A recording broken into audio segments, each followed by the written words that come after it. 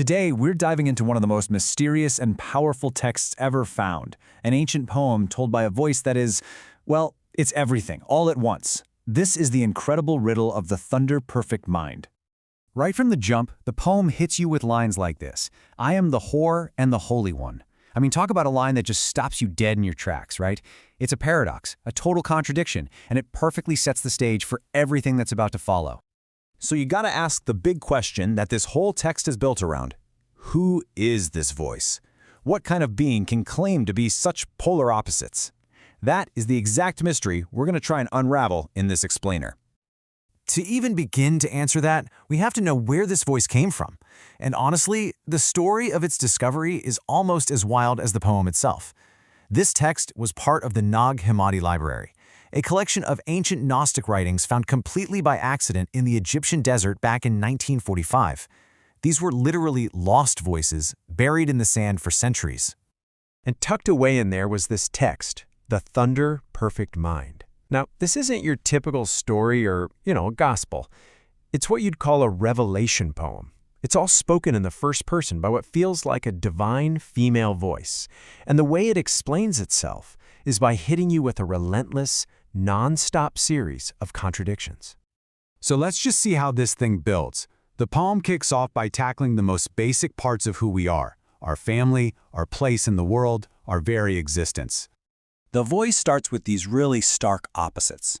On the one hand, I am the wife. But at the same time, I am the virgin. Then it says, I am the mother. And also, I am the daughter. Then, I am the barren one. But in the same breath, many are her sons.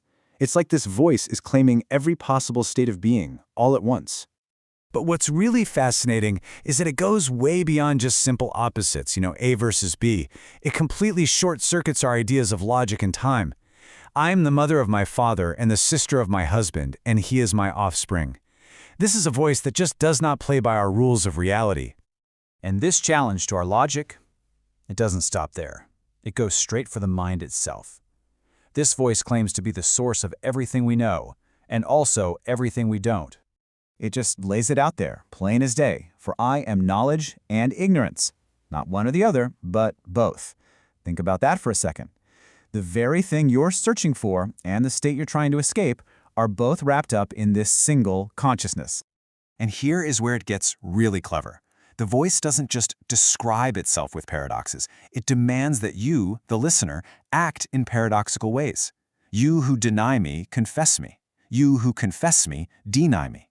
It's forcing you to abandon that simple black and white thinking. It's a command to hold two opposing ideas in your head at the very same time. It's a whole new way to think.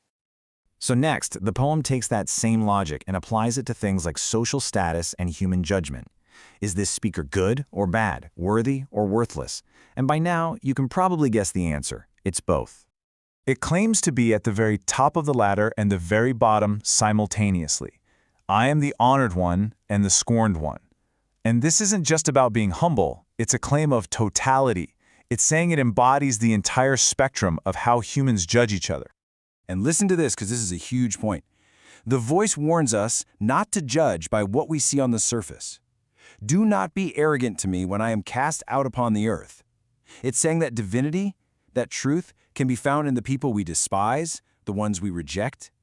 And that which is rejected today will be found in those that are to come.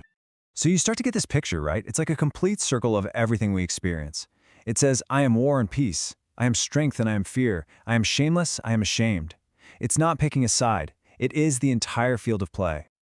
Okay, so after all of these dizzying, mind-bending contradictions, where does that leave us? Well, this is where we start to solve the riddle. But the answer isn't just a simple name. It's a whole new way of understanding everything. The key, it turns out, is right there in the title, the Thunder Perfect Mind. See, the perfect mind isn't perfect like flawless or purely good. It's perfect in the sense that it's complete. It's a consciousness that holds all opposites inside of it. This suggests that real wisdom isn't about choosing good over evil, but about understanding they're two sides of the same coin, both existing within the whole. And just how complete is this? It's absolute. The voice says, I am the union and the dissolution. It's not just all the things that exist, it's the very process of them coming together and falling apart.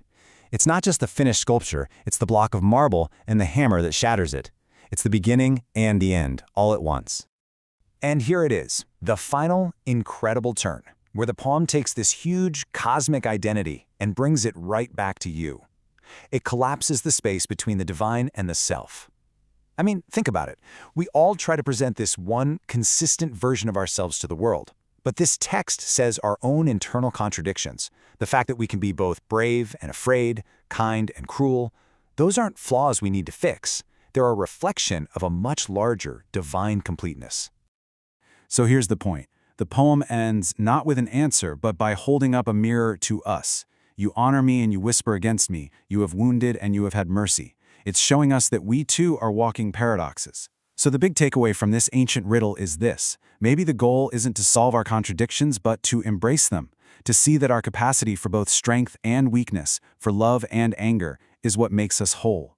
The poem's real question isn't just what will you find inside, it's can you accept all of it?